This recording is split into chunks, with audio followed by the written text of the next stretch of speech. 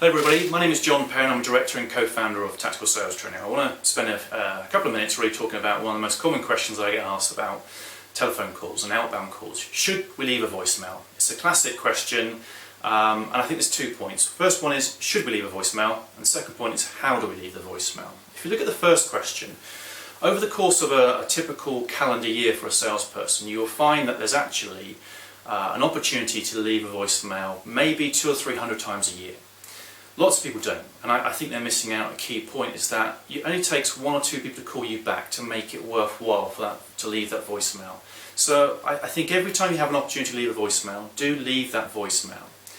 The second and more important point is, how do we leave that voicemail? Now I've heard I've even been on a training course about how to leave voicemails, and I think lots of people talk about leaving a statement about the benefit of why they should call you back. So, hi, my name is John Perrin, I work for Tactical Sales Training. We can help reduce your lead time or your conversion, and they leave this benefit statement about why you should call them back.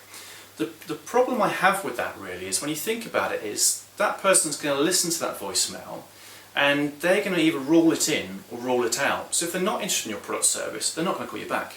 So it was a waste of time leaving that voicemail. For me, what works, and I think you'll find it will without doubt will work, is when you leave a voicemail, keep it very short, but leave a little bit of intrigue. As humans, we're very curious, and if I listen to a voicemail I've got on my phone, it says, "Hi, I'm Steve, can you please give me a call back on my number?" I'll wonder who it is, and I will call them back. Even though I know that I'm doing the same to everybody else, I will call them back. So when you leave a voicemail, make sure you don't talk too much about your company, what the reason for the call is. Just leave your name and your number. And when you leave your telephone number, it's very important to leave the telephone number at the speed you can actually write it down. So my number is 07788 590 629.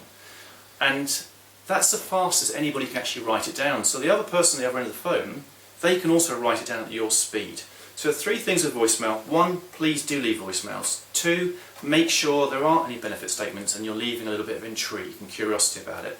And 3, your voicemail, the telephone number, needs to be very slow. I think if you start using these techniques today, you will find a real big change in your outcome of them. So thank you for your time. If you do need more information, then please come back to us at tacticalsalestraining.co.uk. Thank you.